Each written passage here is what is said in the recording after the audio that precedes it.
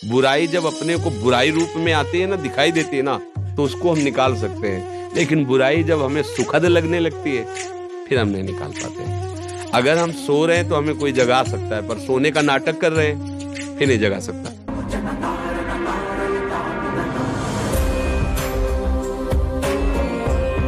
महाराज जी, आपके एक सत्संग में सुना था कि हमारी विवेक रूपी कैंची और साधन का बल कम है, किंतु अगर प्रभु की कृपा रूपी तलवार चलेगी तो ये पहाड़ रूपी विकारों को एक बार में ही उखाड़ फेंकेगी। महाराज जी, कैसे प्रभु की ये कृपा रूपी तलवार चलेगी हमारे सभी विकार? हाँ, शरणागत हो जाओ अंदर से।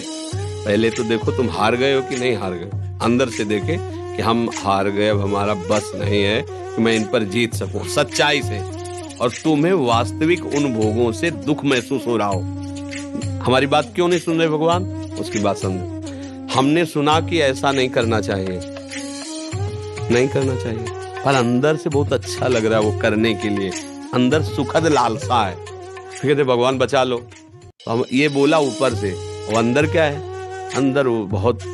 तो जब तक उसका दुख का अनुभव नहीं होगा तुम्हें, उनमें घृणा भाव नहीं होगा, उनमें ये भाव नहीं होगा कि मेरा नाश करने वाले, तब तक अंदर से पुकार नहीं होती। और जहां अंदर से वो जो सुखद बात थी, वहां क्लेश पैदा हो गया, अशांति। अब नहीं, बहुत हो चुका, बहुत हो चुका, हे प्रभु अब कृपा करो, मैं निकलना चाहता हूँ। आप देखो फाइनल तुम्हारे सामने होगा, वो भगवान है। पर हमारा क्या होता है, अंदर जैसे हम चाहते हैं कि यार हम ऐसा ना करें, गंदी बात है, भगवान के खिलाफ बात है, पर अंदर से मिठास है, सुखद वृत्ति, फिर तुम्हें कोई नहीं बचाएगा।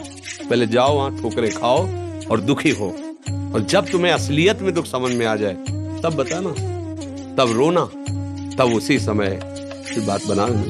तो हम लोगों का जो कपट भरा प्रार्थना है वो इसीलिए नहीं सुनी जाती कि अंदर से कपट है बीच में, कि मुझे प्रिय लगता है संसार और छोड़ना चाहते।